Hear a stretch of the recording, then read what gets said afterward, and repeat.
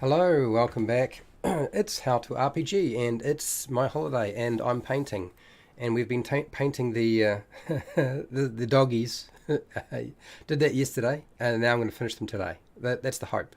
I have no idea if it's possible, but no, I'm only kidding. It's only detail. It'll get done. I'll be finished today. How much could be possibly in there in terms of work? I've done most of the covering of paint. It's all the fiddly bitty bits that I've got to contend with today. And just occurred to me that I do not have a toothpick, which is going to be a bad thing. I'm going to put up a poll, let you respond to that. I'm going to talk about stuff. I'm probably going to wind up talking about. Let's guess what I want to talk about. I'm going to talk about the monk. Anyway, yeah, grab some food, some drink, grab your paints, your miniatures, get comfortable. You can paint along with me. You can do something else. It's fine with me. I don't mind. Okay. All right. Let's do this. Hi, welcome to How to RPG. My name is Fred Wheeler, and today I want to talk about, well, actually, I'm going to talk about all sorts of things. So I'm probably going to talk about the monk, but actually, I'm here to paint a miniature. I'm on holiday. I have no set program. This is very chilled for me, so I'm going to take my time with things and sort of just do what I want to do. That's the whole point of this sort of process for me. Is like I do what I want to do today. This is my day for doing stuff. So before you can see I've done most of the work on this particular project, and I'm getting there. It's going to take me a little while. You're probably going to hear some noise in the background because it's pouring with rain here in New Zealand. I've gone with browns, and I've also gone with some greys, and I've got to start picking out the details with a brush, which is, of course, what I'm going to do right now. I'll just make sure I've got the right brush. I have the old scummy brush, and I have a finer tip brush, which is going to be what I'll do is I'll grab that. And I did actually have a think about like what I wanted to talk about in terms of the monk. So it's not like I'm like showing up and like I have no idea. That's not true. Actually, the first thing I want to do with this is I'm probably going to now, if the miniature does not wind up in the scene, I've zoomed in a lot more. So you need to let me know if I take the miniature out of shot, because it might happen. How's it going? Prepare, cook, and survive. How are you? So I'm going to use a bit of green. With the base, I didn't like it. The lighter green I used yesterday just doesn't work. So I'm using Grug green. This is all Army Painter paints. For those of you who are wondering, sorry about that. Gas. Pouring with rain here in New Zealand. Probably a good time to be doing some painting as it happens. So that's what's happening as I'm doing some painting. And chilling out. Right, let's see if this works. This looks like it's a slightly thicker paint, which will probably mean it's going to come off very, very light, which is fine. Okay, all right. So I know what I'm dealing with here. So let's grab a piece of paper and brush off a little bit.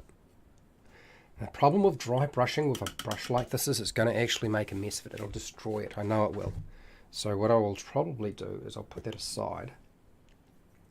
And I won't actually put it away, but I will grab the dry brush, and I can probably get part of it in there, but not all of it. Is it going to make any difference? It's going to spread it thin, but not thin enough. Okay, well, at least it'll cover it maybe a bit faster, at least along the edges. Okay, all right. So yes, I have every intention. I love the monk. I like playing the monk. I have for a long time. And but there's some problems with the monk, and I agree that there are problems. Those of you who don't think there are problems, that's fine. When I play a monk, I want to play a martial artist. I want to play kung fu heroes or karate heroes that I was brought up with, and that is Bruce Lee and Chuck Norris. I was never really into Van Damme. He was not really sort of my thing. Jackie Chan, yeah, but he was comical, so it wasn't quite the same. Those are the sorts of characters that I think about when I'm playing that. But also, too, I think about some of the sort of legendary martial artists that have existed in Oriental history, and that's sort of what I'm trying to duplicate in my head when I play a monk.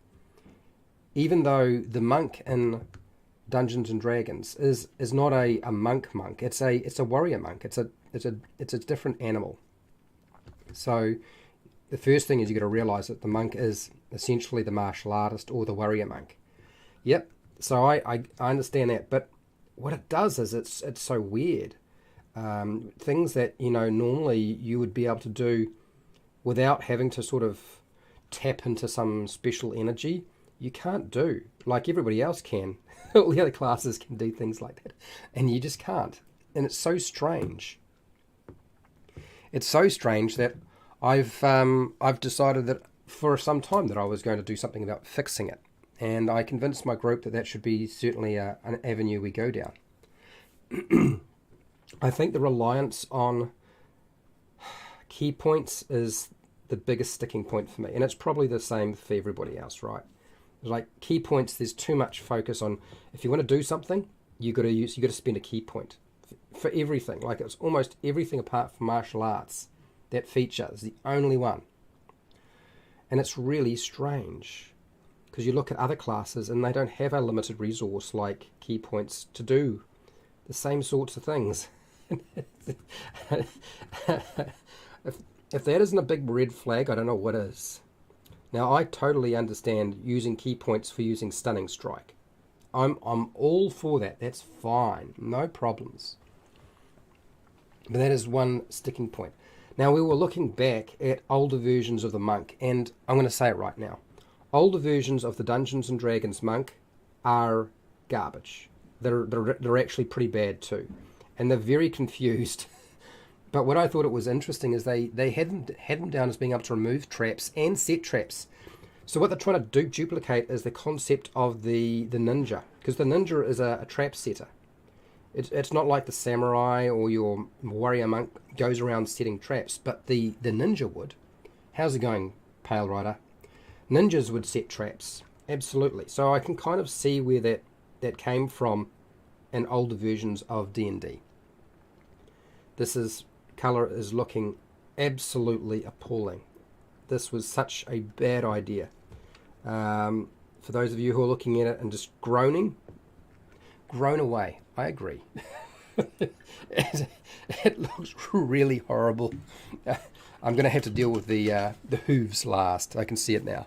Anyway, let's keep going because maybe it'll get better. So if something works, you just keep doing it again until it gets better, right? Oh dear. So yeah, that's another thing that I spotted. And we were also looking at the monk in older versions, and they can pick locks, and that actually falls in line quite nicely with, again, the ninja.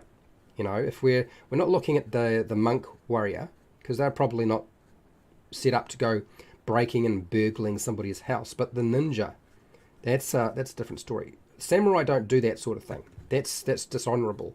You wouldn't go and steal somebody's stuff by picking their locks and then burglaring them. But ninja, not a problem. So I think that's also where that kind of comes from. So we decided that we're going to add those elements to the monk for our own group. And so that means that when I decide to remaster the monk, those are elements that are going back into the monk as far as I'm concerned. They need to be there. Never really liked the monk, but I love the AD&D Oriental Adventures. So I don't blame you not wanting or liking the original AD&D monk because the original monk wasn't very good, and it had all sorts of problems with it. And we were discussing, like, where's the problem in this? And so I wrote down some notes. So I totally get it when people say, yeah. So learning how to play a monk is like, you're never going to go there, because if it's not very good, why would you use it, right? Whether it's 5e or it's an older version. So, but we addressed some of the things we liked about the old monk, and we addressed some of the things we disliked about the new monk. And we decided, okay, the things from the older version that we liked that aren't there anymore, these are things that need to go back in. Now, I don't know how popular these concepts are going to be, but we're still going to do them. And if people like the ideas, then that's great. And if they don't, it won't be any skin off my nose. It'll just be we play a different game to you. Do you know what I mean? I find grey base are neutral and good for a tabletop. Yep, maybe that is the solution, is that I just go grey over the green. I didn't want to go grey because I was going to be using grey for the feet. There's one of the reasons why I didn't do that is because I looked at the hooves and I was thinking, okay, grey. Grey's probably the right colour for them. And that's why I was thinking, okay, green. But now that I look at this, I'm thinking, I think I've established that I prefer a darker green than I do the lighter green. Maybe it's just those paints are just not going on right. Maybe it's just drying wrong. I don't know. Maybe I just did not assess the colour scheme correctly when I started. It's all possible, I suppose. Okay, let's take that, put that over there, and start dealing with some of these grey sections that I've got. So we're going to go back to the Dungeon Stone. This is all Army Painter paints. It's just rebranded for D&D. Okay, the Nolzur's marvelous Pigments thing. Would love a D&D adventure with shoguns and ninja assassins. I think my group would be up for that. I don't know when. At some point, I'm sure it will happen. But right now, we're pirates. Quite happy being pirates for now. Oh well, occasionally there's a problem.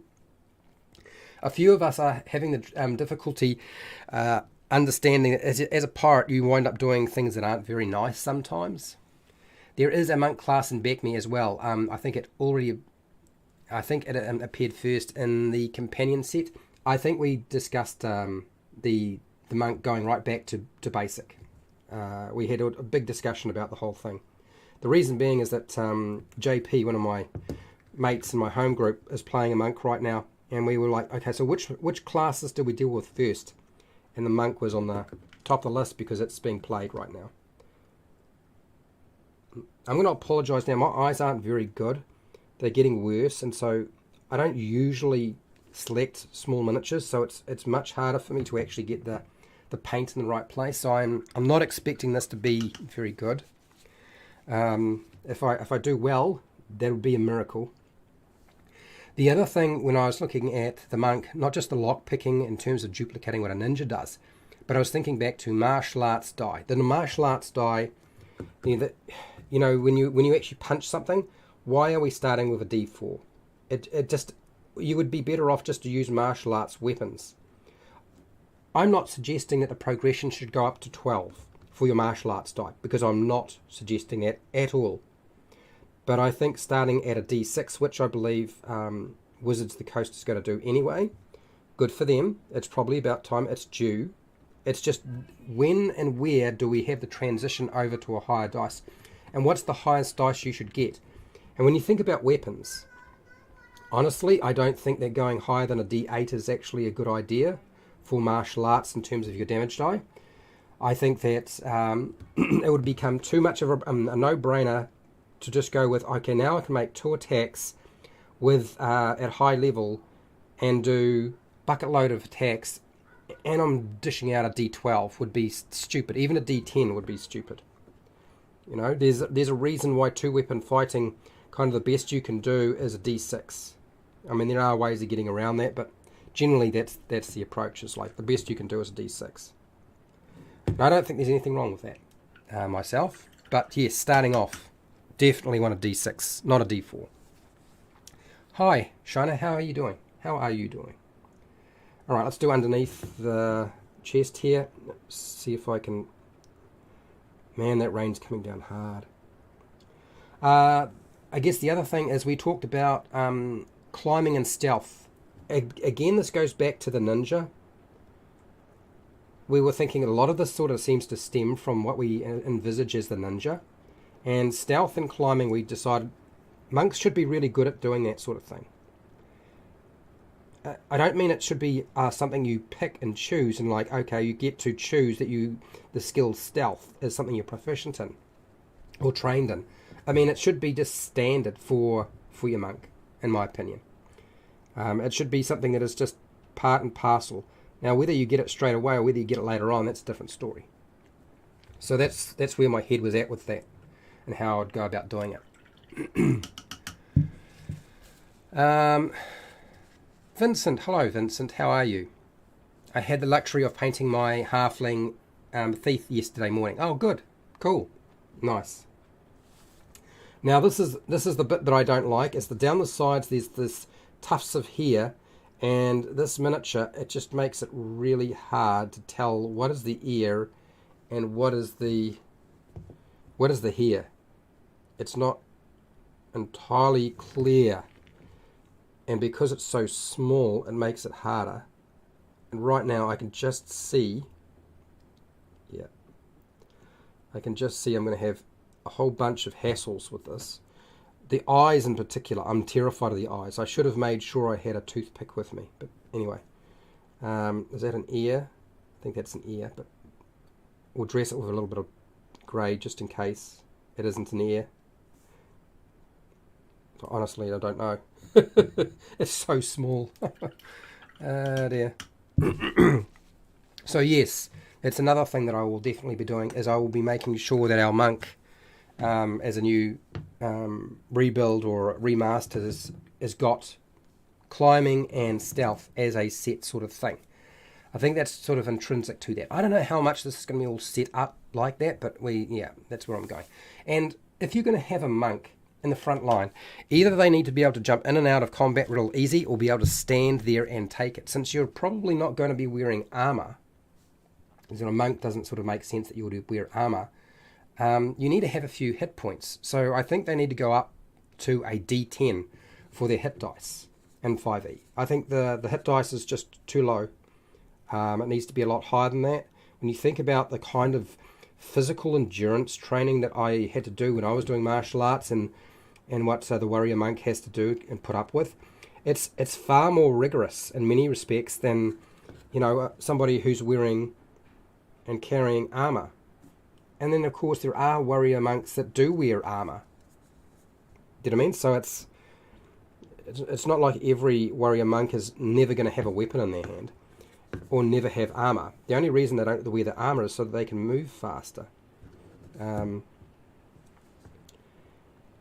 Anyway, just a thought as I peruse. Look at the perfect. You can see its perfect ass. Its backside is brilliant. Fred, are you preparing these minis for a game? No, I'm not. We're playing in a pirate campaign, so I'm just painting these because they were given to me over Christmas, and they've been sitting here, and I'm like, okay, let's get them finished. That's what I was thinking, and also too, I kind of relax a little bit, start thinking about other things, which is always a nice change. If it's not work, it's D&D or RPGs, and so I was like, but even though I am painting a miniature that is for a role-playing game, it does let me sort of switch off a little bit. So, and even though I wouldn't say I'm getting better at this, I still like doing it. I've been doing it for years. The only difference is back then it was Humbrol paints, and Humbrol paints suck really bad. Another thing is, it's not just I want the D10 for the hit dice for the monk. And then you might be thinking, well, Fred, you're just making the thing more powerful. I'm like, well, kind of and kind of not. You'll see what I mean. Because I will take a few things away that I think are a bit of a joke for the monk. You know what I mean? There's always something that's got to go. The pole arm. Traditionally, it is quite common for a pole arm or a spear to be used by a warrior monk or a martial artist. It's one of those tools. Like the quarterstaff is one thing, but the spear is another thing. And a blade on the end of a long pole is like the thing that you would see being used. Not just a sword or a nunchucks. Like, that's just a rice flail, basically. For those of you who don't know, it's just a rice flail. So I want the pole arm back in there. I was talking to one of my friends who's dungeon mastering right now, and he was like, yeah, the pole arm should be back there. And I was like, okay. And I had to agree with him when he mentioned that. I was like, yeah, that's so true. Yeah, pirate campaign has been fun. The thing I'm enjoying is I don't have to dungeon master. I have run a few games. Sorry if I probably should drink some water. That's why I'm having to lick my lips. As I get drier, everything sticks together. My lips stick together. I'm trying to wet the inside and the outside. Inside and outside, wet it up. I think that monks should have better weapon traits. Martial arts don't just use bare hands. That's true. That's true. That's very true. But they can also function pretty well fighting unarmed against somebody who does have a weapon. But we'll get to that, because there's another thing I want to go into, and there's part of my training when I was doing my martial arts training is we had to know how to navigate in the dark. So that means we had to be able to move around while it was pitch black. Then it's not just fight, but actually navigate. And we would have to use sound, and we'd have to feel our way through the environment without giving ourselves away. But not just giving ourselves away, because if you're going to be stealthy at night, you can't walk around with a lantern. You know, you need to be able to go from one place to another. And I think this is one of the things that used to set my style of martial arts from others who used to tell all sorts of horror stories about what we were up to. But honestly, it was about the fact that when you get into trouble, it's probably dark. And so the thing you need to do is you need to train for that. And so that helped a lot, as training in the dark, so you can navigate more easily. And it also helps when you're fighting. But fighting in darkness, when you can't see a target, I can assure you that disadvantage on a dice roll is not sufficient to duplicate the trouble of trying to hit a target and find it correctly and hit it properly when it's pitch black. It's not a good indication at all. If you can't see your target and you're just relying on sound and smell, oh my gosh. I could never rely on smell. I had to rely on sound because my sense of smell is so bad. Others could pick it up and pick people up, but it doesn't give you, like, it's not like being a dog, you know, where you can or a bat where you get precision positioning. So, but some sort of navigation in the dark, not just in combat. Zen archery, another option. I feel like the longbow and the short bow should be an option for a martial artist, because it was quite commonly used. You know, you wouldn't just throw. It wasn't just a sling, or it wasn't just a throwing star. So that seems a little bit silly to just have it restricted to that. Okay, moving on to another colour. I'm actually going into a blue-grey. This is gelatinous blue. So that was another thing I was thinking in terms of that. Actually, what will I do? I've got that grey out. No, I'm not using the grey on the bottom because it's just gonna look wrong. The grey is probably more useful for me to use the hooves on, but we'll see if it's still dry when I'm using it. Okay. So Zen archery. I was thinking, Zen archery should definitely be an option. There should be something there. The other thing is, now I know some people are going to say, well, that's the astral monk, but I think all monks should have the ability to astral project. I don't mean draw other people into the astral plane, but to project themselves astrally at higher levels. Like should be one of the highest level skills that a monk has, is being able to project themselves astrally from the physical into the ethereal, into the astral plane or the spirit plane or whatever, something like that. Not others, but just themselves. I think that is the distinction that I would make, is I wouldn't want it to be something that is just willy-nilly available to suck everybody else along. It's only something the monk would be able to do for themselves. That's what I want from the game. So astral projection. Maybe it's a level 20 option. Maybe it's a little bit further down. Maybe it's not quite at the top of the top. I don't know. But that's one of the things that I was thinking. Yeah, this needs to be. Something like that needs to be there. Okay, so let's just... Yeah, the blowpipe. That's true. The blowpipe's another good example. Monks, assassins, being able to put poison on them. Now you'll be probably people are probably thinking, oh, hang on, Fred, you're jumping into the road of that's the rogue, and I'm like, do you know, if you're not playing a rogue, you're probably playing a monk. Do you know what I mean? If you're not going to play a rogue, you're probably wanting to play a monk. So they will have some similarities, but they're not going to be identical.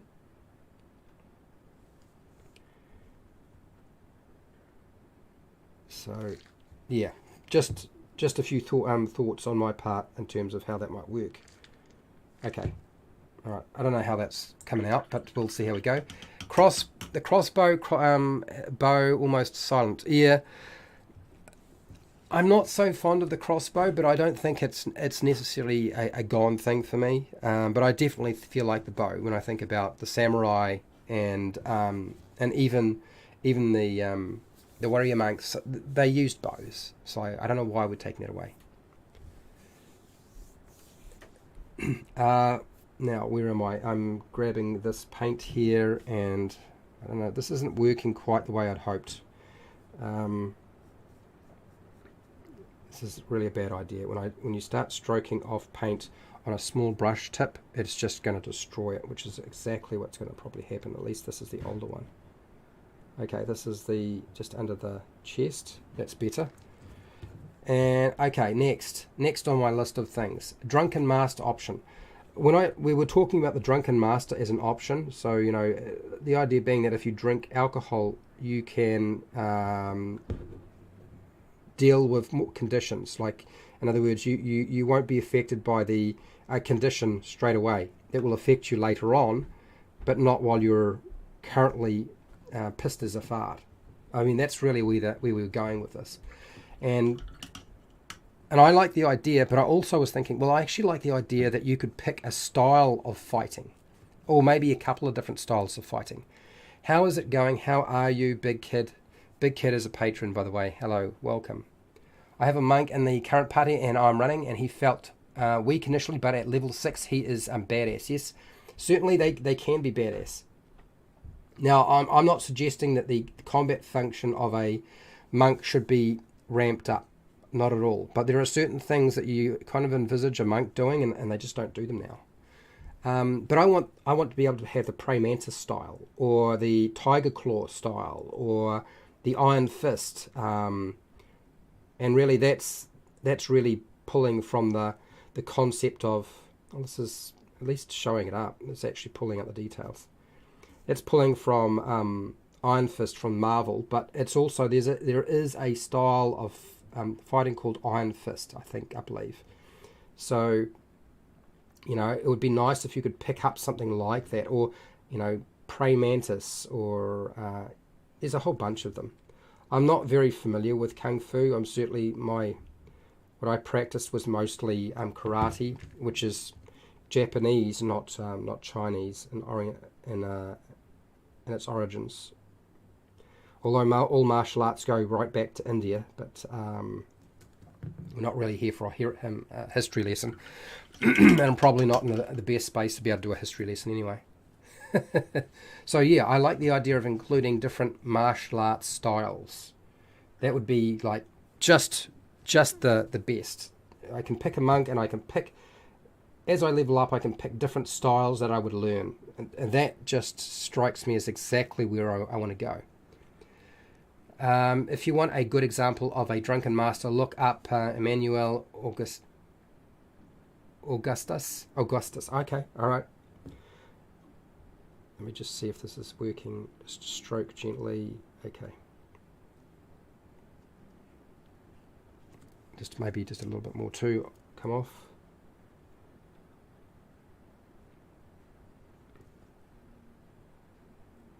Okay, brush is too wet. Darn it. Alright, let's try again.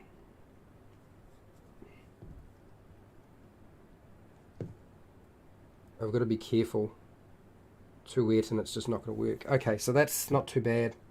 We won't wet it off again. Goodbye to my brush. I guess the next thing I wanted to talk about was acupressure and acupuncture. Healing. Now I didn't have to learn all this sort of stuff because, you know, Western martial arts is a very different. But if you look at how martial arts is taught, they teach you healing as well. Massage, acupressure, acupuncture, things like that. The use of herbs to help with the recovery process because you would hurt yourself quite a lot. Those are all aspects that you certainly, I think, you could include into your game. And I like the idea of adding something like that to a monk.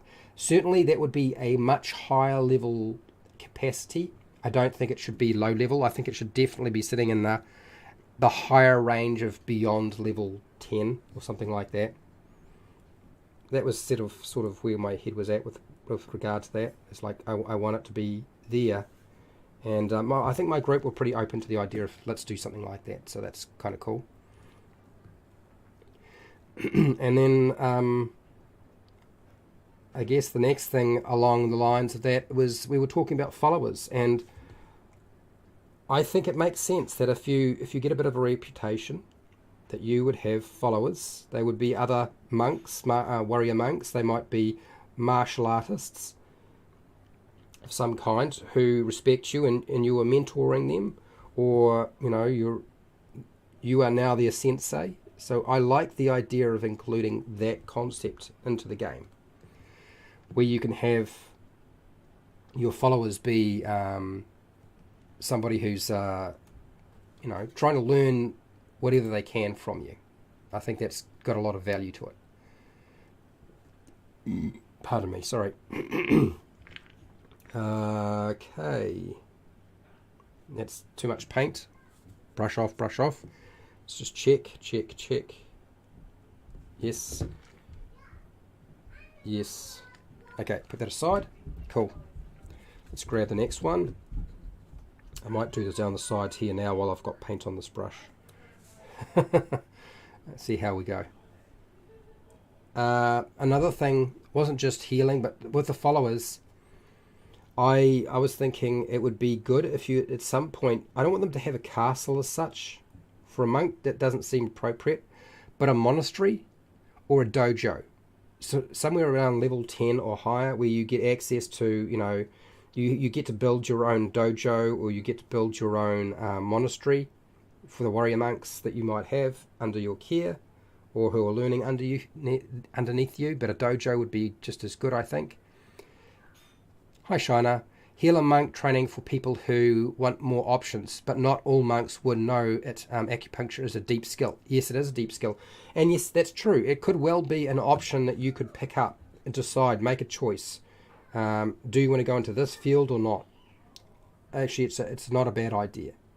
But yeah, I still wanted to include it as something there, because Wei Fai Hong is by far one of the most influential martial artists out there. Outside of somebody like Bruce Lee, who's very, very more commercialized. It's movies and stuff like that. But I'm sure a lot of you have watched, Once Upon a Time in China, and Wei Fai Hong is quite a popular character to turn into a story in movies as it is. Let's just see. Yeah, that's not too bad, I guess. So the other thing is, we were talking about the fact that to level up at a certain point, once you got to a certain point as a monk, to level up, you had to go and challenge and defeat other warrior monks. So you had to go and fight another martial artist and defeat them. You didn't have to kill them. Okay, they didn't have to kill you, but you had to challenge them, and if you beat them, you could go up to the next level. Now, there's probably a really good reason why it was taken out of the game, and that is that a lot of people probably failed that and couldn't level up because they didn't successfully in a duel, in a one-off fight, couldn't beat whatever was thrown at them. So there's probably a good reason why it was removed from the game. But it's a novel thing, and when my group were discussing it, and I said, well, are you sure about that? And they said, no, we definitely want that. So that's not negotiable, unfortunately, people. Whatever I do it's gonna include that. It's gonna be there. My group wants it. So yes, challenging another martial arts grand master to single-hand combat is going to be a thing that I include into the game, along with all of the older concepts of, you know, the titles. You had titles in the older versions of the game, so titles have to come back as well. And so yeah, you'll it's going to cause all sorts of problems. I can see now. Going to be entertaining, I have to say. Anyway, what was the next thing that I was thinking? Hello, Overboard. Overboard is a patron and a moderator, and he's got a YouTube channel, by the way. How are you, Joe? Nice to have you here. Alright, let's just keep getting the paint on. So I'm not going to stop this stream until I've actually finished painting this miniature. For those of you who are wondering how this is going to work today,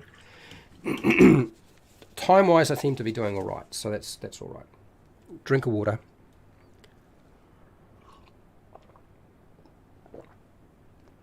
Okay, back to work. Where was I? I haven't done underneath the throat or the head, so let's do this. The next thing is, and I always thought that, yeah, you had to be at least level 11. That's when you would start challenging somebody to level up. I think that was the best time to do that. I think at lower levels it doesn't make sense. Higher levels, that's fine.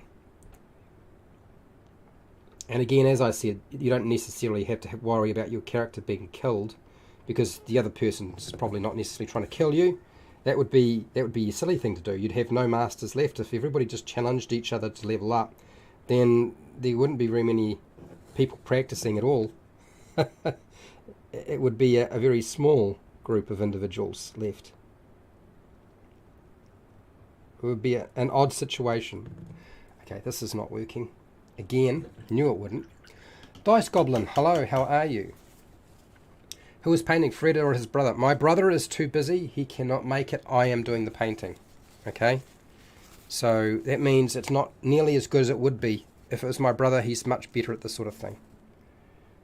I'm using a brush which I'm kind of butchering because I'm dry brushing with it. And it's a very fine brush. So it's not a very good idea to be doing that sort of thing, but I am. Okay. That's that. Move that across. Let's grab the next one. And I've done that colour. I've done this colour. I want to do the base again, but I'm not going to do it yet. I want to do the teeth. Problem with doing inside the teeth is, what's the problem? I think the problem is going to be is that inside the mouth is just the wrong colour for almost all of it. We'll do the teeth though.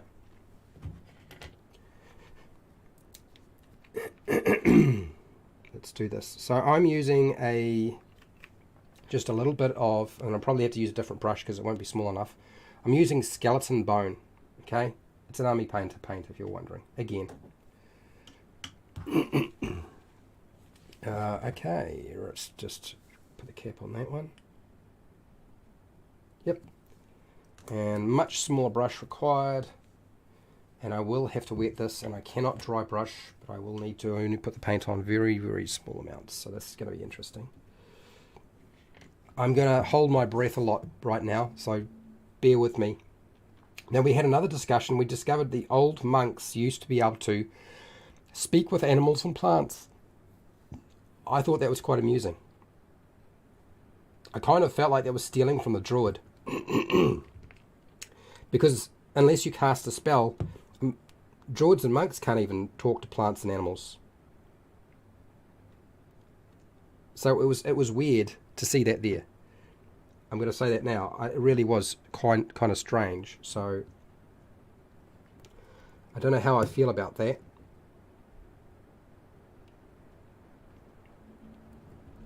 Oh, come on, this is going to be just painful.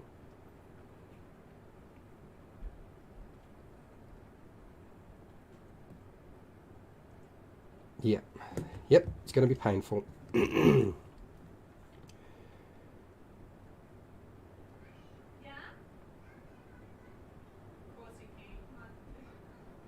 that rain's coming down hard. So where's the mouth? Where's the mouth and the jaw on this side? It's not really clear or obvious.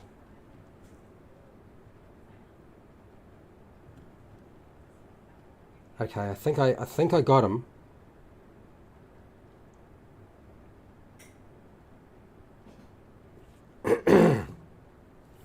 Man, that is some painfully small detail. Painfully small. Only just grabbed it. Let's grab the other one and try that. See if I can do this again. Stop rolling around, baby. Oh, another great view of the poop hole. Okay, here we go. Small, holding my breath again. The other thing is, monks have got a really strong mind, right? So I think the idea that you can't read the mind of a monk or control their mind at a certain point seems like a reasonable thing to have as well.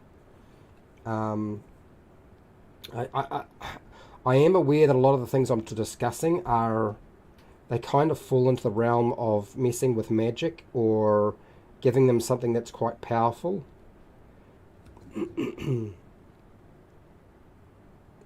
So I don't know if these are going to wind up being standard things or they're going to be things that will be options that you would pick up.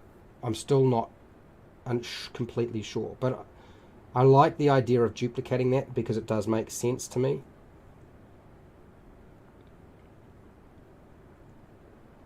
Okay. I can't actually see the jaw of this one. This is much harder to see what's going on. In fact, it's not obvious at all where the teeth are. There they are, right there. Jeez. Let's do that again. A little bit more plain. Holding my breath. Ah. Oh. No. Try a bit less. Oh, that was too much paint. But I think I found the jaw line.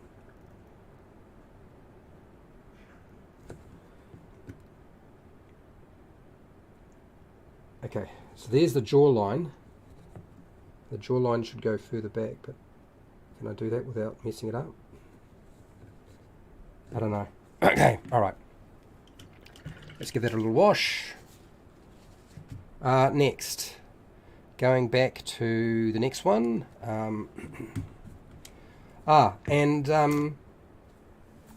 Being able to appear as if you're dead. So this is something where warrior monks, could slow down their vitals so that they would appear that they were actually dead when they weren't dead. And I like the idea of doing that. It's like playing possum. So including something like that would have been fun. For anybody who wants to know a little bit about the Leucrotta, AJ Pickett's the place to go if you want to go and find out some lore on this monster, by the way. Now, the eye.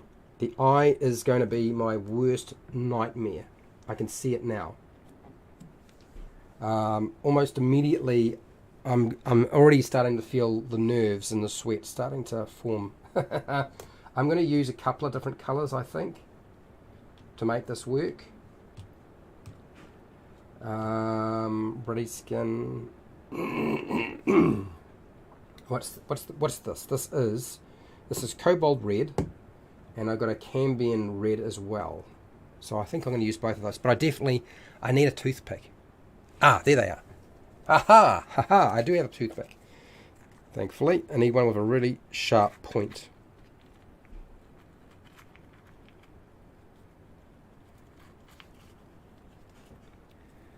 Okay. Toothpick. Sharp point. We'll start with the dark colour, and then I'll go to the lighter colour. You got to go to work, Shiner? No problems. I'll see you later. Totally understand. Totally understand. Ugh. Work is important.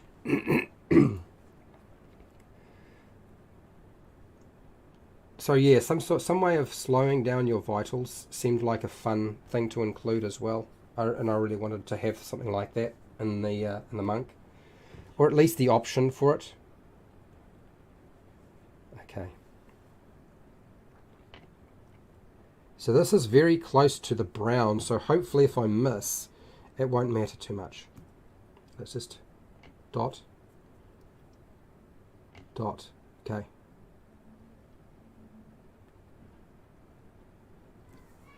Okay. I think I hit the right place. 1, 2. Where's the eye? I can't even see the eye. If I put on glasses, will it help? No. It's too small and my eyes are too old. So I have to find roughly where I think the eye is. I think that is it.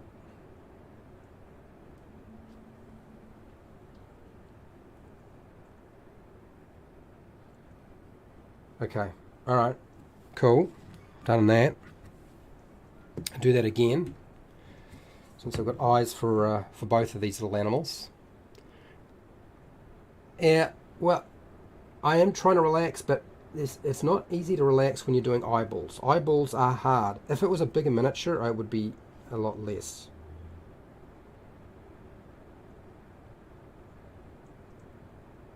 But I agree. The idea was I was supposed to be able to chill and relax doing this.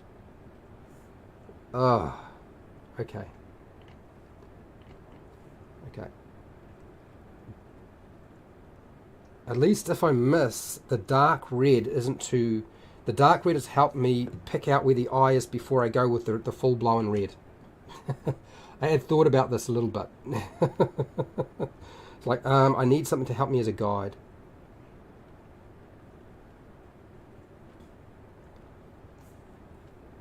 And let's do that again.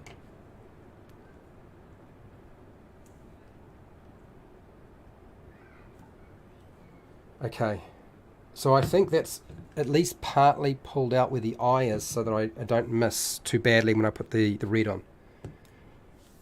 Now, another thing I was thinking too was with the monk, smashing objects.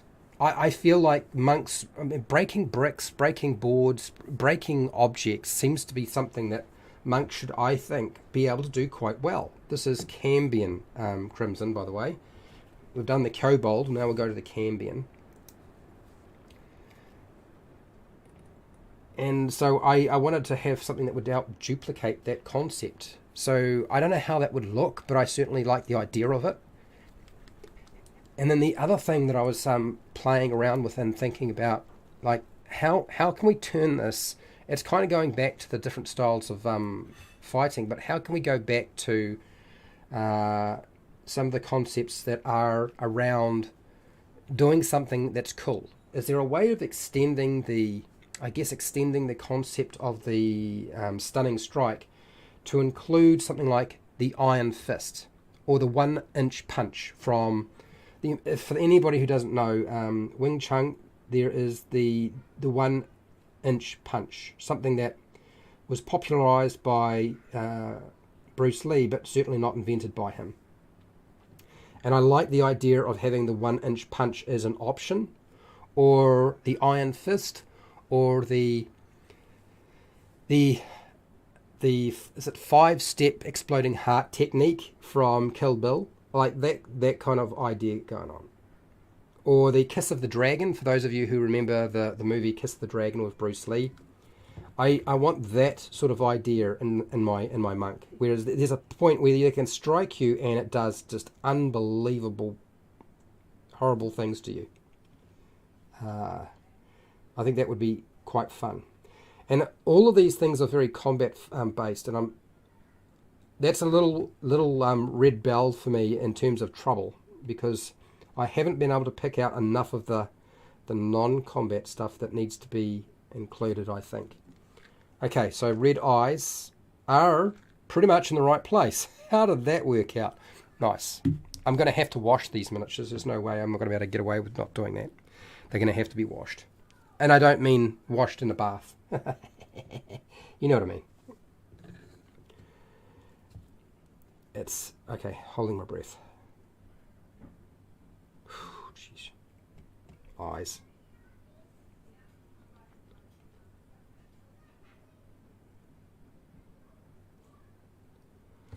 Close enough. I don't know how my brother does it. He does eyes so well.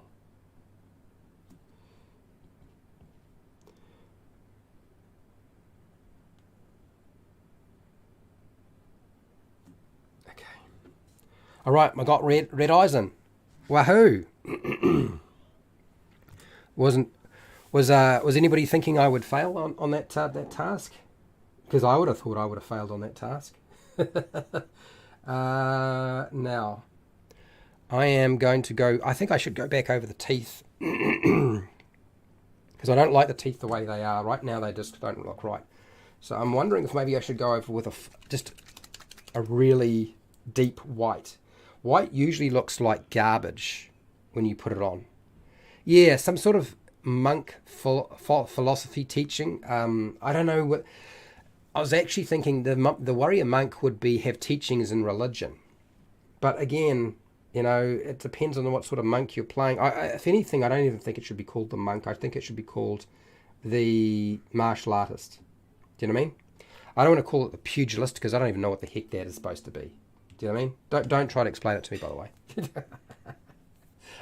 I'm aware Terran has got the pugilist. Was it Pathfinder has a pugilist as well, or something like that? But yeah, I couldn't care less about that. I'm not really too interested in the pugilist as a concept. It's not my fantasy. I don't even recognize the name as part of my fantasy. Okay. Let's use white. I'm using a very small layering brush. I can see where the teeth are now, so I may be able to actually pick it out a little easier than I did before. And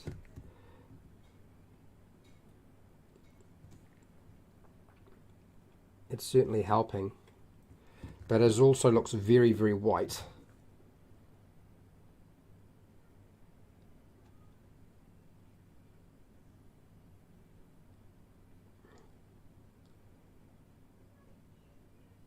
I might have to do that a couple of times.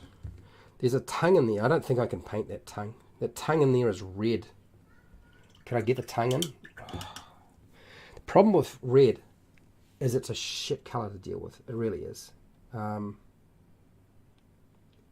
I use this dark colour here first on the inside, since the mouth is open.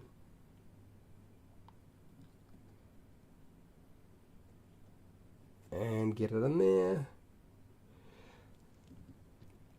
Another thing I wanted to add with the monk, and this is probably the last of the ideas that I was floating in my head, and that is not necessarily for combat, but just in general. I feel like a warrior monk should be good at acrobatics and gymnastics and tumbling. So I want them to have something that allows them to get themselves around, like is it parkour? They call it parkour, right? I really want the monk to be able to parkour their way around in environments. It sort of goes back to climbing, but I mean maneuvering themselves quickly like that. I think there's a fun element to that. There are so many things in the monk that are done well already. It's just for some reason it's just too much key nonsense. And some of the aspects of the monk are probably just not quite strong enough, and that's about it, really. Okay. Inside the mouth, I don't know, it kind of looks wacky now. That white looks awful. I'm going to have to go back over it. It's a definite. So, yeah. So what else do you think the monk is missing? Or needs to be adjusted? I'm kind of curious, because I'll be going down this trail at some point. It's going to happen. My group are up for it. I'm up for it. So that means it happens. And apparently I run a YouTube channel and do an awful lot of live streams, so I can't do book reviews all the time. That just isn't going to work.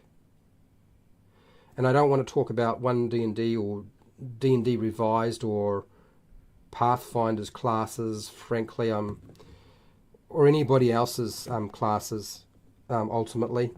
I just want to build my own stuff now. How's that for being really selfish? I don't think it's actually so much selfish. It's just tired of everybody else's design blah, actually. I've been playing the game for so long and nobody ever seems to make the thing that I want to play. It's weird. I suppose there's always going to be that going on. This is why people homebrew, right?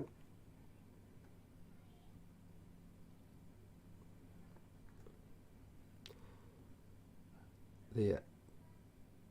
I think that's just about got the tongue. I'll go right to the back of it. At the back it doesn't look right now. Now I need a darker colour.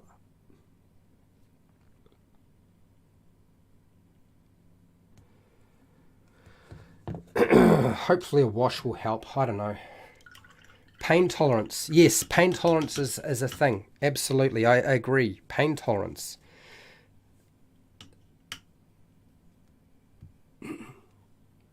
Absolutely agree. I certainly strikes me as something that's monk-like.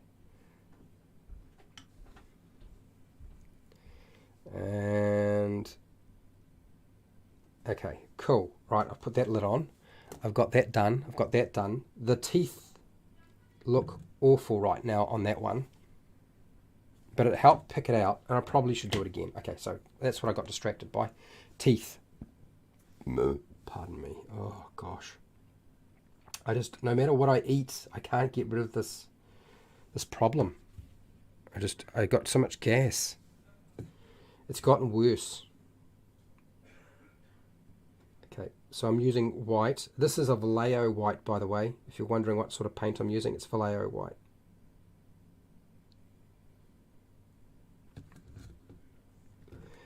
Okay, so that's just went over the red that I just painted onto there. So that's brilliant, Fred. Well done. Let's go here.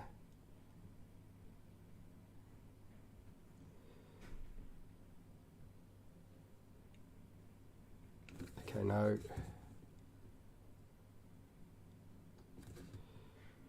All right.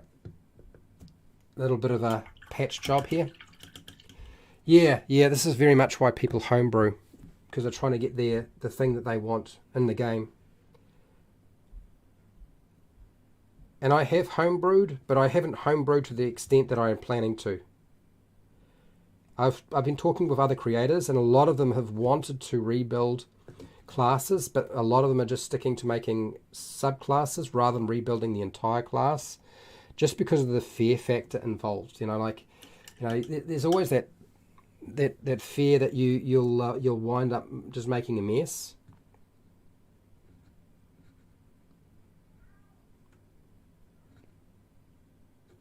It's possibly what I'm doing right now.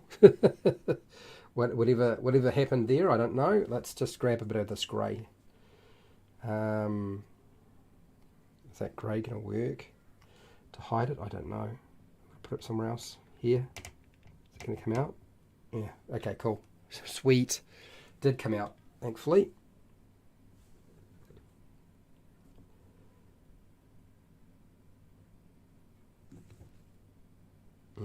It's a little odd. Okay. All right. So first things first. I need to fix the base. I need to put the hooves on, and then I need to tidy up anything that I'm not happy with. I don't think I have any more browns that allow me to do a transition, because I really only had 2 browns I could work with. Yeah, that's pretty much right. Drink of water.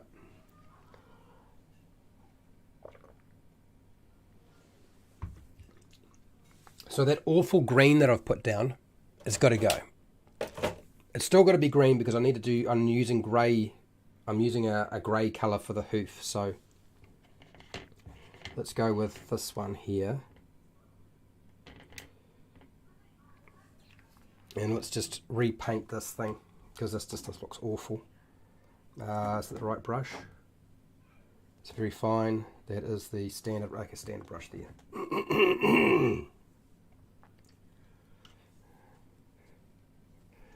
And it's very thin.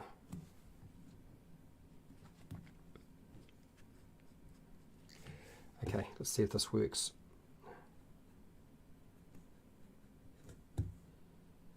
Let's go around the edge to begin with.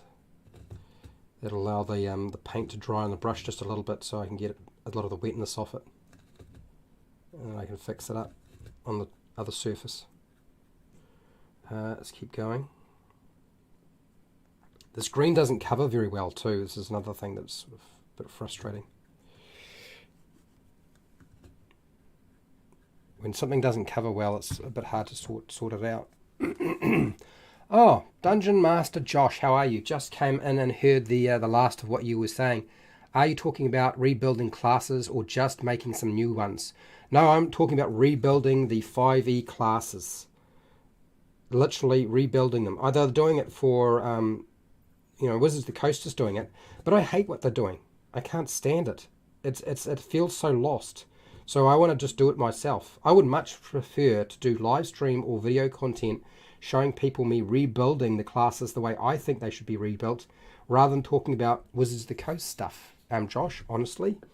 And since apparently I can't really do anything particularly right on my channel and it's not doing very well, I might as well just do whatever I want to do. It seems pretty obvious now that, if I refuse to do tabloid-style videos or make the same sort of stuff that other people do, it's not really helping me anyway, so yeah, I'm just going to do my own thing. And I don't really want to do Wizards of the Coast stuff, so yeah, that's where my head is at with all of this. So rebuilding classes is where my head's at for now.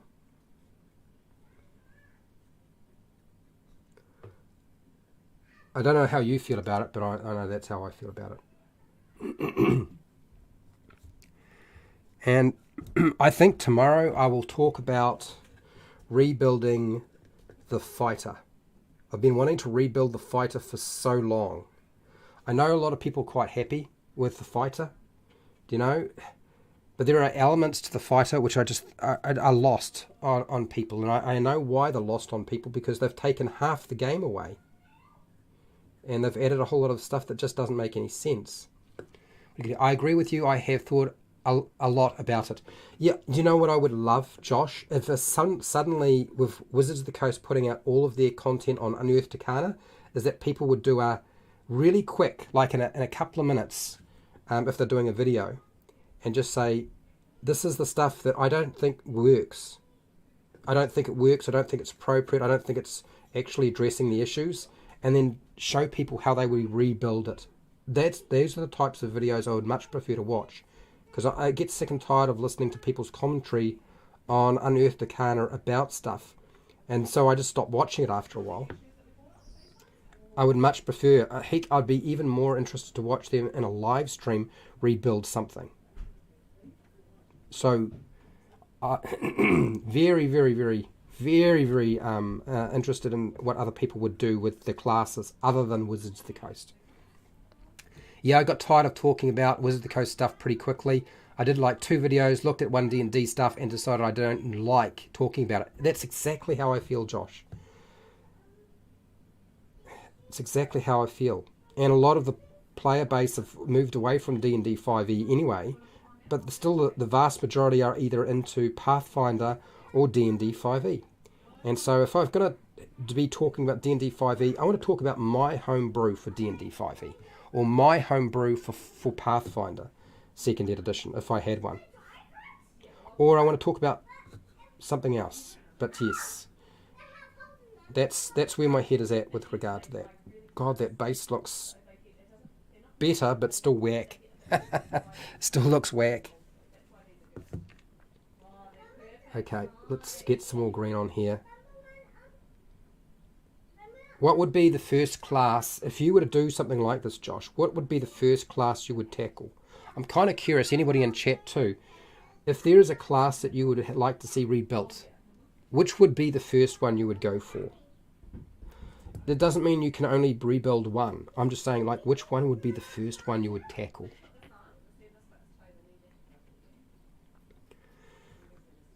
I know for me it is the fighter. I think that's the first one I will tackle. If anything, I think the only class that needs less work on it is definitely the rogue. Out of all of them, I'd say the rogue needs the least amount of work. The new trend seems to be make homebrew or stuff that is system agnostic. Yes, this is what I do. I do homebrew or system agnostic. I even prefer. I've been trying to build my own D&D clone, like everybody is under the sun, right? And I the more and more I look at it, the more and more I realise I didn't strip enough away, or I left out some vital information. But most of the time, it's I should have taken more off. Do you know what I mean? And the reason for taking more off is so you can attach more on later. I would probably start with some of the basics like Fighter, Wizard, or Ranger, actually. You're going to start with the Ranger. Josh, I'd watch that. I've talked about how I would change the Ranger in the past. Some home brews, some variants and so forth. And it was fun. It was fun to do that. I enjoyed it.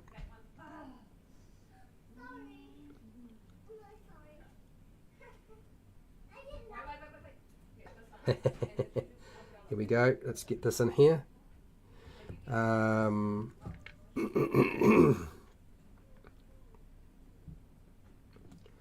Right. I am going to wiggle my way through this bit. And it's not the best base, I have to say. The Witch Doctor. So for me, overboard the Witch Doctor, I would make the Warlock have a Witch Doctor option, because as I was talking about the Warlock yesterday, right? My general feeling is that the Warlock is the Witch or the Witch Doctor. So this is where things like voodoo and dark magic and making pacts with powerful individuals who have ulterior motives is actually a decent thing, where there are huge risks in doing so, but benefits as well. I really like that as a character concept, where the risks are much greater. If anything, I feel like something like a witch doctor, or a what do you call it? A warlock should have the greatest risk of all. It's the greatest risk of all. Pathfinder seems to be what a lot of people are switching to, but I want to play some stuff less crunchy. I think I'm going to go and run some. Yes. Is it Khan? Yeah, I've seen some videos on Khan. Seems interesting. Okay, right. Let's move this across. Let's grab the appropriate paint for what I'm doing next. I'm probably going to have to go for a smaller brush to be able to get it in the right place, so I will. Yeah, this is one of the things. I'm not a crunch person. I don't I don't thrive on high complexity. I thrive on elegance of style. Like, can you get it done with the fewest number of rules? No, can you get it done with the fewest number of rules? That's really where my head has always been. Okay. Now, I'm going to have to put out some more paint. We're going to go with... Do I want to go really dark? Go really dark and then light? I suppose we could. Let's do that. Yeah, I could see a witch doctor being a warlock. I'm curious too. Yeah. Do I need to do that many colors transitions? I don't know if I do. We will. So I'm going to use 3 color transitions for the hoof. Or maybe 2. I don't know. We'll see. So this is not really a grey. It's kind of a little bit off in terms of color. And finding the hoof is going to be the hardest bit. And not going over the green when I don't want to. And I've got to do 8 of these too. So there's 4 legs on each of them. Yes, totally agree. I feel like there is too much rolling these days and not enough actual playing or storytelling. So, I mean, I'm not going to say much storytelling, but I mean like adventuring. Like there seems to be, one of the problems is that people like rolling dice. And too much of it becomes a random factor. And so because you've got a random factor, you need to have better numbers to be able to be successful, when really you shouldn't have had to roll dice in the first place for what you were trying to do. Like, but there's the issue is like players like rolling dice. If you said, give me a system that rolls fewer dice, most of the time people say, no, I don't want that. I approached this with my own group recently, and we were playing through Dragons of Stormwreck Isle. Yes, I know it's a Wizards of the Coast game, but it was a short adventure. I decided to give my DM a break, and I asked them if they wanted to play it. They said yes. We went through it. They said it's fine. They had a good time. But one of the factors I did is like I'm said we're going to use the ability score. You know how you only ever seem to be using the modifier? Well, if you have an ability score for something that you would normally roll dice for, and it's the same value as the DC that I'm going to ask for a dice roll, then you don't need to roll a dice. So instead of making a strength check, a herbalist maybe, yes, that's an interesting idea. That's an interesting idea. If you're making a strength check, instead of rolling a strength check, you wouldn't need to do that. Why? Because naturally you're already very good at it. Now, this is so here. Sorry, people. I'm just trying to figure out how these hooves kind of look. Okay, all right. Okay, so I'm in the right place. They looked a little bit odd for a second there. I thought I was going over the wrong mark. It be Shipwreck Isle. Yeah. So we played through that, and I used those kinds of mechanics where they didn't need to roll the dice if they already had a really good strength score or a intelligence score or anything like that. And they said, well, do we add our proficiency bonus? I said, no, you don't. The proficiency bonus is only applicable if you're rolling dice. But this is what you're naturally good at doing. That's what your score is. And they, at the end, they weren't sold on the idea initially, but by the end they said they liked it. And they said they actually preferred it because it gives them stability in terms of their character. Pardon me, people, I need to blow my nose.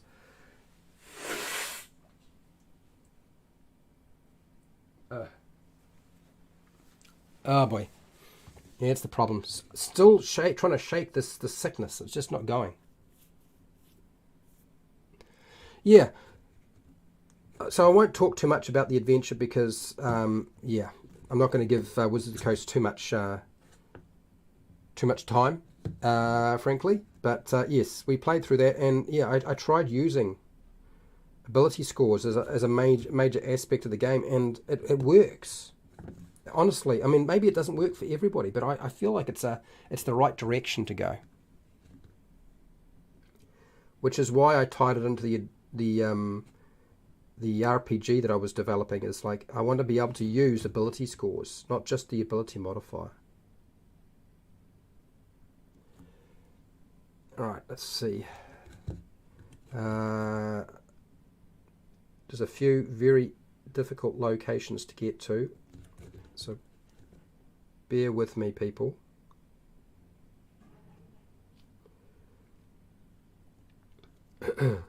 So what have you been working on, Josh? For those of you who don't know, Josh has got a YouTube channel. It should be obvious by now by the conversation, right? But if it wasn't, he does.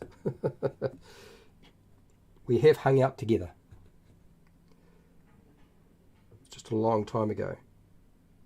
It's been ages, actually. There. Well, we're just not seeing advancement in game design, are we, right now? I just don't feel like we're seeing any major jump head. I mean, maybe you don't see that anymore. Maybe it's all been done. But I would like to think that if I'm dealing with a game designing company, that they can actually come up with something that's really clever, really good, and even if it's not part of the core, it's definitely there as an optional role that I can use. And maybe that will be the case. I don't know. This is so hard to get at.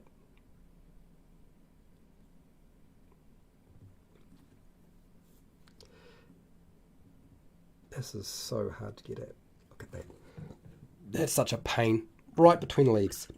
This is why I don't like small miniatures. Again, I'm whining about small miniatures, people. Let's do this. I need to do the other hoof on the other side.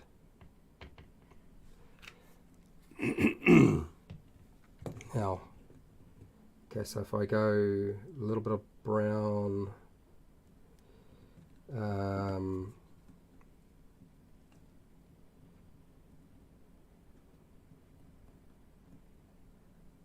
okay.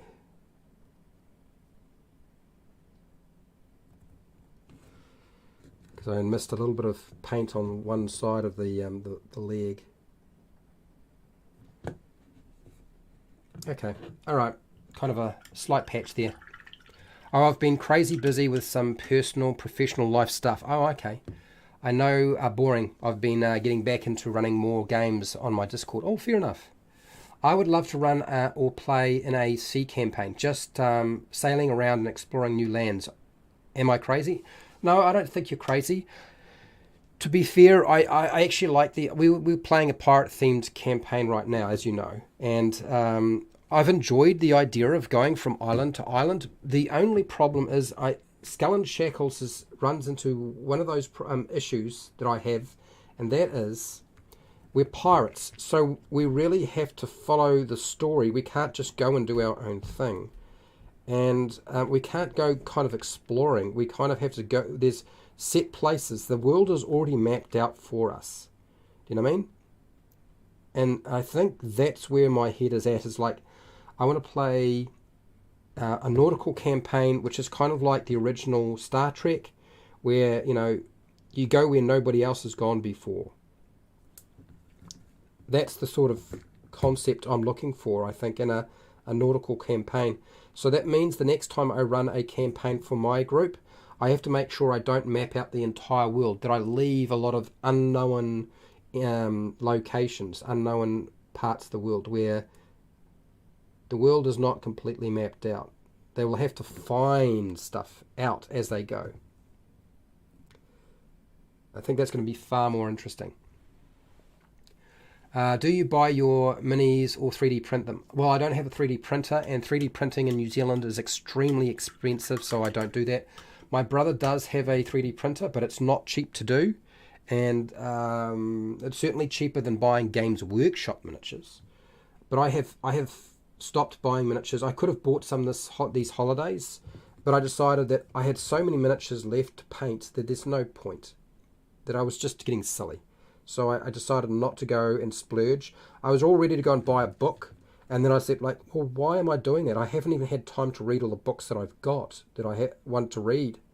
Like, and in 4 months when I go on holiday again, the chances are I still will have more books to read, you know?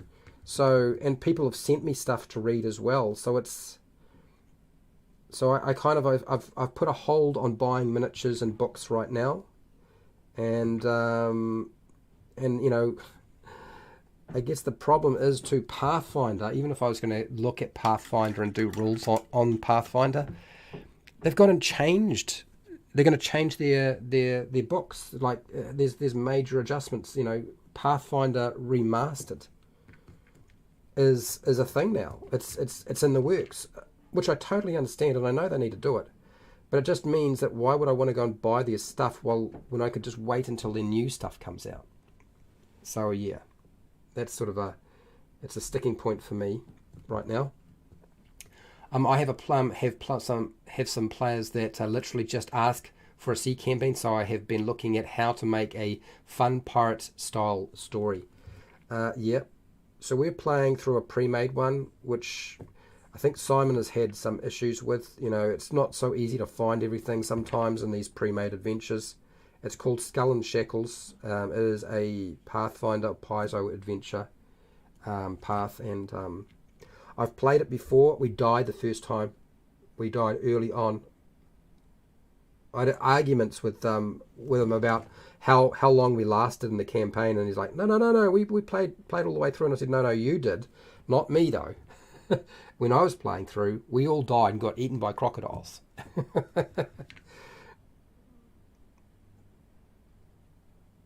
And we honestly did not expect the crocodiles to wind up tromping on us so badly. How do you handle exploring a situation you describe with a nautical campaign in a way that keeps things fun? Yeah, that's the question, isn't it, Josh? I think it comes down to you've got to find a common goal that all the players want to be involved in, and work from there. I don't honestly know what it's going to look like at this present time, because the next campaign I run will not be a nautical campaign, because we've just been playing a nautical campaign. Next campaign I run will be a Greek themed champions of the gods sort of story or adventure. That's where my head is at right now, and I've already decided that I need to have some sort of underlying goal for the entire thing, but there'll be smaller goals, of course, along the way. All right, so this is that done. Let's grab a lighter. Do I want this to be that light? The problem is it's going to be grey there. It's going to go to that colour. It's just not going to look right, is it? Is there a way to fix this? No.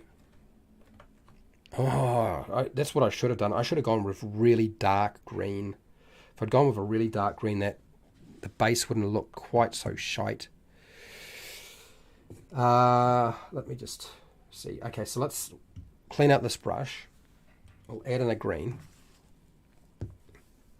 And I'm going to do the teeth again, because the teeth just look awful now. I'm going to use zombie flesh. I don't know if zombie flesh is a good idea, but we'll do that. So I have run campaigns that do work like that, but I guess I'm going to try to do better than I did before. And the last time I did this, it worked all right. You know, I think they got to level 15 or 16, but there were some aspects to it that I thought, okay, that could be done better. I'm sick right now, so my ability to present and think up stuff is going to be pretty bad right now. I'm not going to have answers in the live stream while I'm painting a miniature, if you hadn't figured it out. What monster is this? It's actually in the description, in the title. Leucrotta. It's basically a really big dog that's really intelligent and extremely dangerous. Okay. And really hard to paint.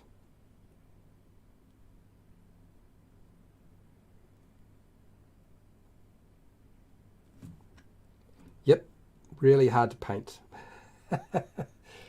I brought the nautical book that's basically a sandbox. I did a review on it, but have never used it. Okay, all right. So for people who are looking for nautical, have a look at that. Yeah. I'm going to be using Theros. Theros is basically just a rip-off of Greek mythology, so that's my go-to, and it's a really good book too. It does a lot of work for you, and I like the fact that it's done so much work. You don't just get you get maps for lots of locations, and yes, I know it's a Wizards of the Coast thing, people. I'm not trying to sell the book to you. All right, that's the teeth again. I think that's better. Actually, that colour actually works a bit better.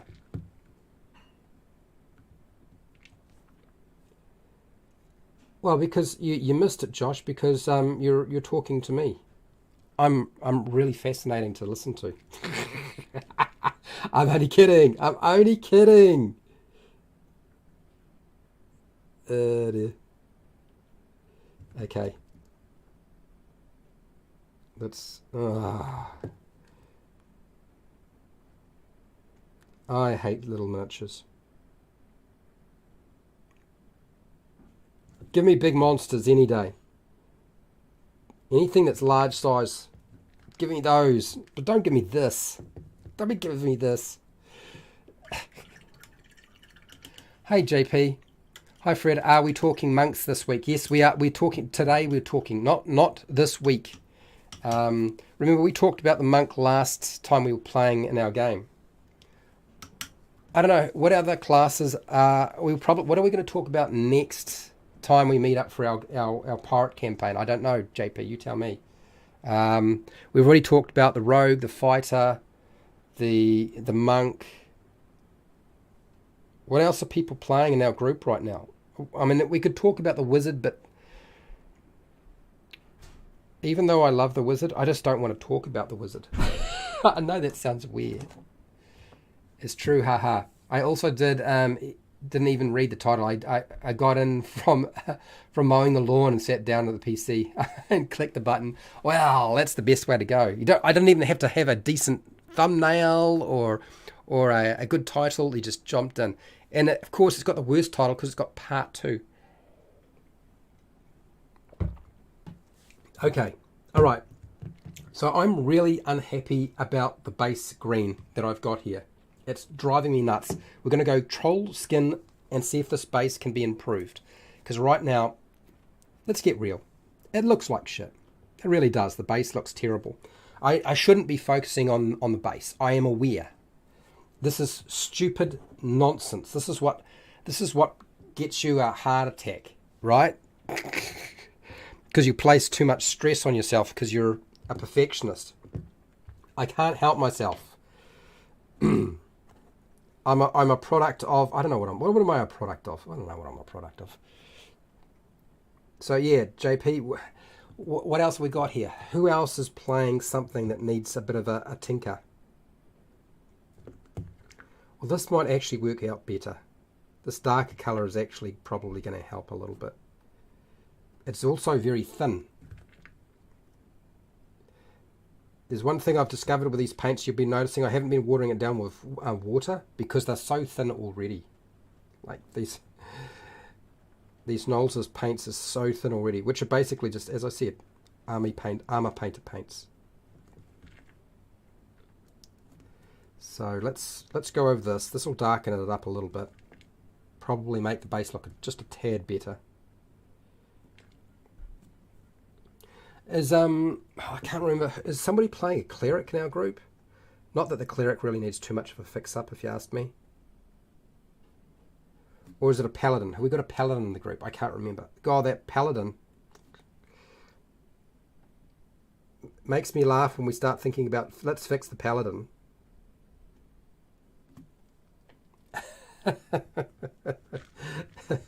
Dear. If anything, the paladin needs to be clawed back a little bit and add in a few things that aren't quite so ridiculously good. Like, lay on hands is way too good. Smite, way too good. Well, that is a big, vast improvement. Look at that. I don't know about you, but I feel like it's a vast improvement on what I had there before.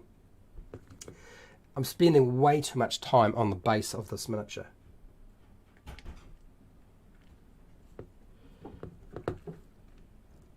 Granted, I'm definitely spending way too much. Paladins are interesting. Paladins are just one of those things, I think, that I always fear two combinations. Somebody who decides the cleric that dies all the time. Yeah, that's right, Zana. Yeah.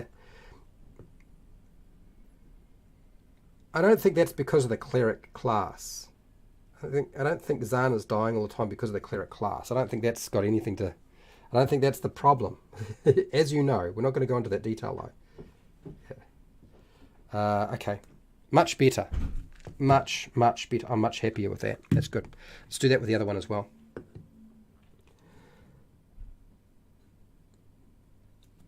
So an hour and a half I'm into this. Oh, I'm going to just keep going until it's done, as I said. I'm just going to keep going until it's done. It's 2 miniatures with details that are hard for me to actually see. It's going to take a little bit of time.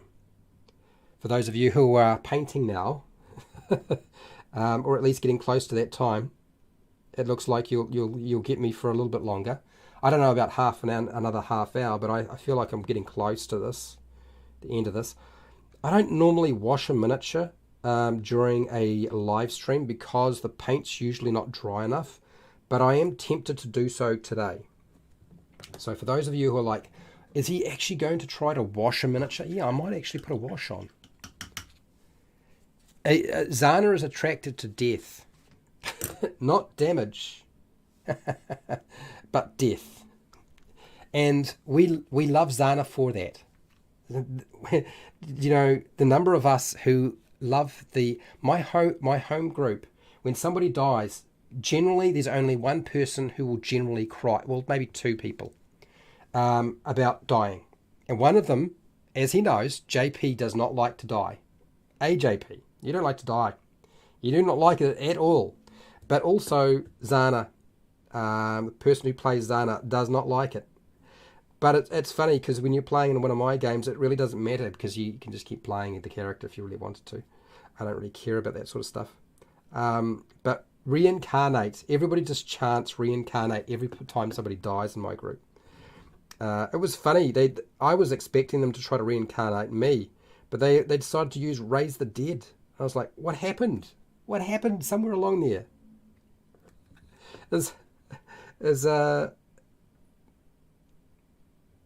I was expecting all of you to want the roll on the table and do a reincarnate rather than a raise dead, and I think the only thing that stopped that is that the dungeon master said no, that there's no druids around, but you can find somebody who can do raise the dead, well, not raise undead, but raise the dead. We don't want to turn him into a zombie if we can help it. Zana dies all the time because our party makes all the wrong choices. That's true. At the wrong time, with the wrong results. Our campaign is a parody of errors. Yeah, but remember there was somebody else in the group who was dying all the time. They were in the front line, and every time he would die, he would just laugh. He'd either make a new character or continue playing the same character. In fact, I think he just played the same character the whole time. And he died so many times. I don't know how many things that killed him. Gelatinous cubes, various monsters. And he would get reincarnated every single time. He'd wind up having to change a lot of his build. It's a good thing I'm the sort of person who doesn't care about that sort of thing. Yeah, go for it. You can change it up. Just don't change the name and the gear. We're all good. It was funny. Okay, stop rolling around. Okay, so I've got both bases. The bases look better, but not brilliant. I'm going to put this brush here aside for a second. I'm going to look at my miniature, and then I'm going to put a wash on. This will be the first time I've put a wash on during a live stream. Well, it's close enough. It's all right. Did I do something that's sort of out of place? It's a little bit hard to see in this light sometimes. I feel like I made an error and I just can't see it right now. Okay, let's grab the next one. And this is, I think that's, yeah, that'll do. Okay, let's put a wash on. Dun dun dun. Now where's the washes? They're over here. No, that's not the right one. I need this one here. Wash. Does Zana have black hair with white streak? I don't know. Honestly, I have no idea. We don't really worry about what our characters look like in detail. It's not something we go into a lot of detail around sometimes. Sometimes we do, but very rarely. I accidentally killed a PC recently. My vampire rolled a crit on its energy drain, which stats if the it dropped to 0. Okay, which starts if it dropped to 0 if they instantly turn into a shadow. Okay. Ooh. So there's, because of the drying, I've got 2. I've got 2. That's why I'm swapping them out. I'm just keeping my workspace clear so I can get stuff done. All right. Okay, let's grab a wash. Now the wash is a shadow wash. This is called shadow wash, And, oh, do I have another wash here, don't I? There's more than one wash. No, that's not it. They're all in the... Alright. 3 washes. Flesh wash. I don't know about the flesh wash. It looks very brown, but I don't know about the flesh wash. What's this? Brown wash. Brown wash sounds like the best way to go, actually. Let's use a brown wash. Yeah, Zana is a gnome, and she's short and is attracted to Death. Yeah, Death likes her so much. Yes, absolutely. We're going to use a brown wash. So we won't use the shadow wash because that will be too dark. And we'll see if this works. Okay, so it's very thin. And I'm not sure if I want to put it everywhere, but let's just wet this brush and see how this works. Shadow wash. Dun dun dun.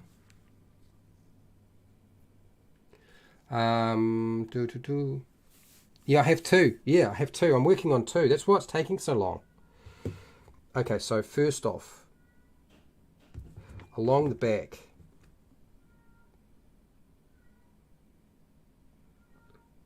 We'll go along the back, along here, anywhere there is an area that's sort of deep recessed. We'll go there, into that. Okay, so when you put the wash on, you don't have to wash the entire miniature, by the way, people. You can put the wash on where you think you need to put it. You can paint it on and move it around. He says as if he's used washes lots. That's my understanding. Is when you're using wash, you can move it around, place it where you want it, and right now that's exactly what I'm doing. And we need to do it on the head because that head is just a nightmare, if you ask me. And inside, underneath. Do I want to go underneath?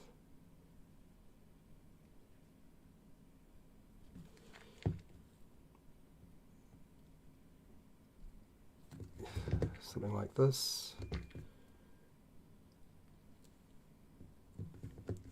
On the other side. Okay, and maybe around the tail. Is her best friend Wolverine? I think I know her character is based on. Yeah, I don't know about that. I don't know about that. I doubt it. I doubt it. Okay. We'll let that dry and I'll grab the next one. I'm not using an awful lot if you hadn't figured it out, and hopefully it will kind of run into the right places. There we go. Whew. Definitely.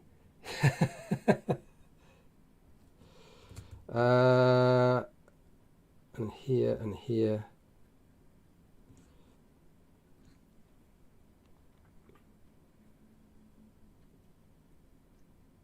So I'm not using a lot. I suppose I know some people were a lot more generous, but I'm kind of putting it where I think I want it to be.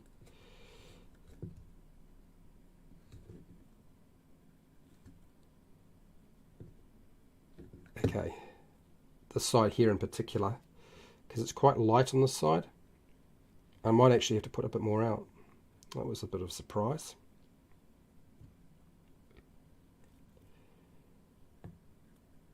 Under the chest and here.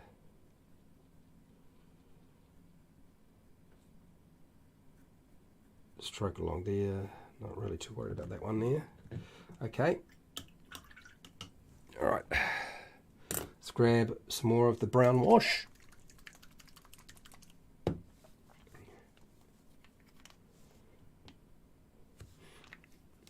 So if you just like paint your wash straight into the grooves, I generally feel like that's kind of done most of the job for you.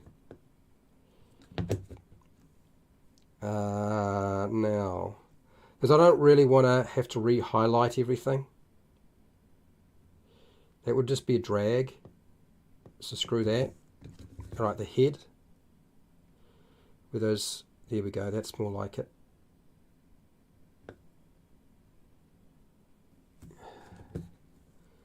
And along here. I don't even know where the ears are. It's impossible to see the ears on this thing. They're just so small. And those tufts of hair make it even harder to see it. Okay. Let's go back over here a little bit more. So what kind of naturally happened with this miniature is I wound up with a little patch on this miniature that has a lighter side on one side, and I was going to remove it, and then I was thinking, well, actually it kind of differentiates the other one from, and it's kind of nice that it does, so I decided to leave it. So if you're looking at that and thinking there's something strange on one side, yeah, there is, because one side of it is sort of like an odd patch that's a little different colour.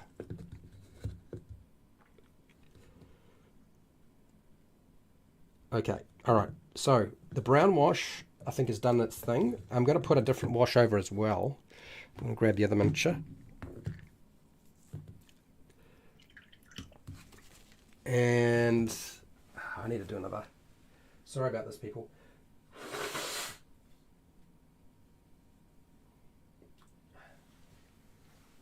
Alright, so I used a brown wash. That worked out really well, I think. And then we're going to go with shadow wash. This must be a much darker colour. I'm thinking the shadow wash should go into the mouth and around the teeth. So that's where my head is at with that. This is why I'm going to use it. So this is like a black wash. It's much darker. Her best friend is our local high priestess that resurrects her so often that our party has an account with a temple. Yeah, that's right. I joined the temple to get some membership discounts for us. I just don't like the silver. That's right. Yeah, so somebody's playing a were crocodile in our group.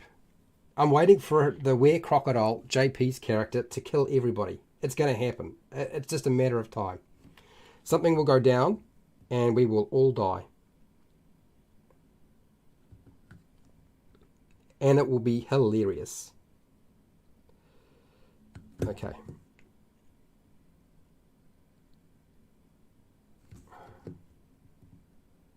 Hilarious.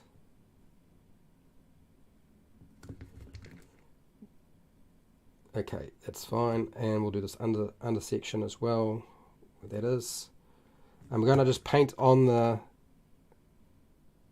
wash rather than spread it over the whole thing. I want the brown wash in one place. I think I'm going to go to the darker wash for the top here. And probably the tail, actually. Let's do the tail.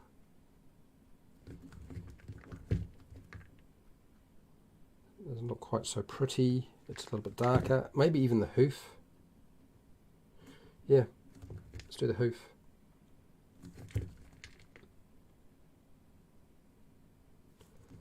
We'll do all of the hooves. We'll hoove them. We behoove you. Behooved. It was fun hanging out, but I have to take a shower. No problems. You go to do your shower thing. Fred, have you never cleaned this paint palette? Just in case anyone was wondering. No. You have encouraged me and tried to get me to clean the paint palette many times. My paint palette indicates my record of progress. I feel like a paint palette that's clean means they don't paint. Or I'm just too lazy to clean it off. It's $2 for the thing. I got it from the $2 shop. I'm not worried about it. I kind of like the layers of paint there. It's kind of...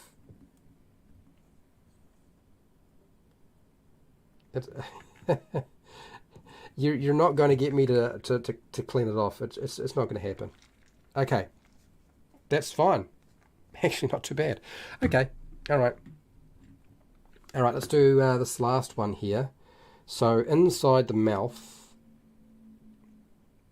and the tongue, darken that up, which means it'll darken up, hopefully, the teeth,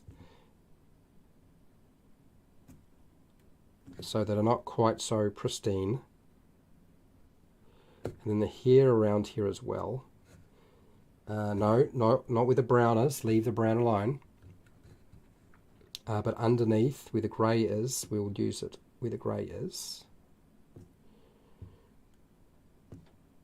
And down the side here. Okay, along the top. Okay, there's not enough of this. I'm going to have to get a bit more out.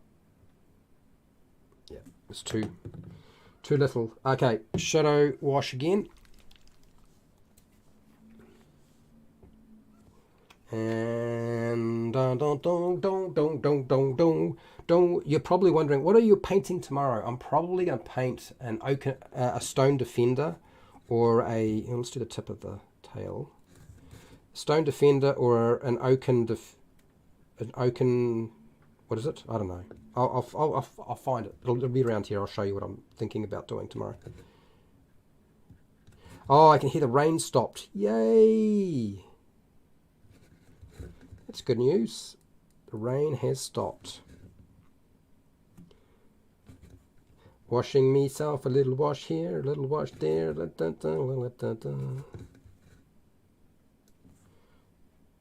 the wash on the inside and underneath. Darker there. Brush on here. Brush on here. Okay.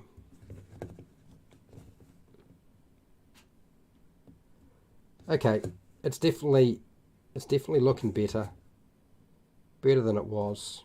That did help. Oh, yeah. Is everyone super chats $5? Fred will paint the palette. No, I won't. If you super chat, you can super chat all you like, and I won't clean the palette. It's not going to happen. It's staying that colour. So, yeah. Knock yourselves out. Okay. Alright, so we've darkened it up. We've muddied it up. It looks a little less like a painted miniature now, I suppose. Good night. Prepare, cook and survive. I'll see you later. You're going to light your fire? Yep. Well, hopefully I've lit your fire. So I'll show you what I'm probably going to wind up doing tomorrow. But I should show you the finished product too, shouldn't I? It's still raining heavy here in Orewa. Oh, of course it is. The sound on the metal roof is deafening. Oh, no. Okay. That's that brush. So let me move this out of the way. And I'll get this out of the way too, because this is just going to make everything more difficult. And so I will show you both of the miniatures. I could do a dark wash on the base, but I think the problem with doing a dark wash on the base is I don't think the paint on the base is actually dried enough to do that, to do it any justice. And I'm still not very happy with the base.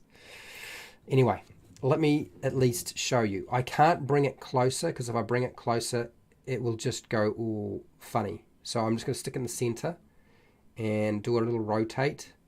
What I could do is I can do a 15-second short, and do a rotate once it's done, so you can see what the finished product was. It'll look a lot better too that way. So this is the first one, and then the second one. Stay there. This is the second one.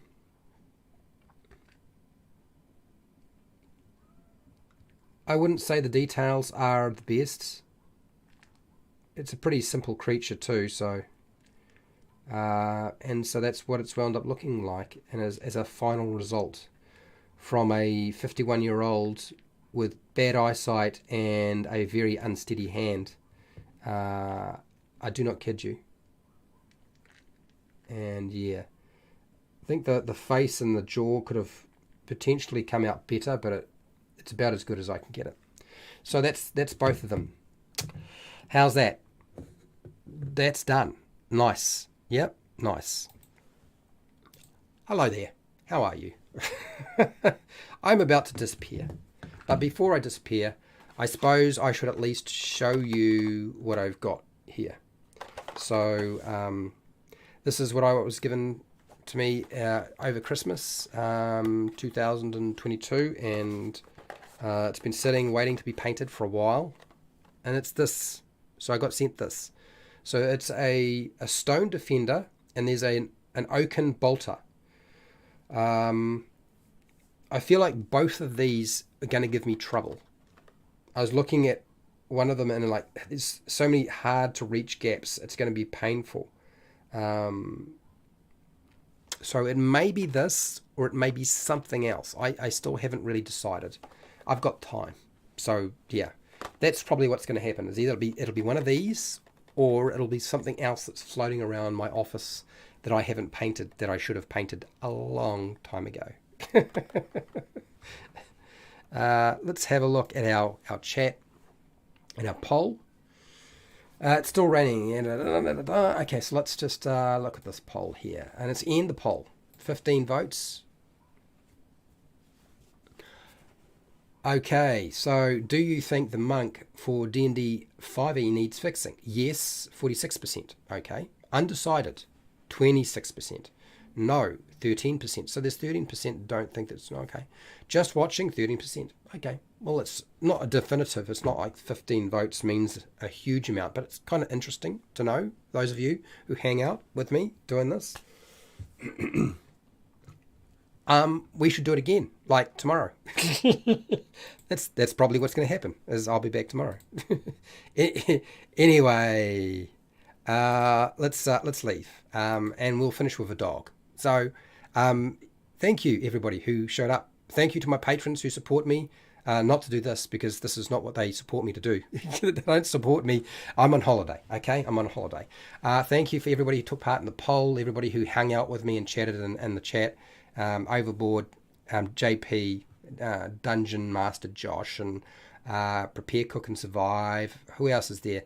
There's a few. I probably missed a whole bunch of people. There wasn't Shiner in here at one point as well. We've got Overboard. Yeah, Shiner was here. Dice Goblin. Yes, Big Kid. Right, Vincent, thank you very much for hanging out. And I will be back. So wherever you are in the world, whether it be the morning, the afternoon, or the night, be nice to your neighbours. Look after yourself and your family and friends. And, well, you can decide whether you want to keep rolling those 20s. But if you don't want to, you don't have to. You could just ignore me. You could just ignore me. That'd be fine too.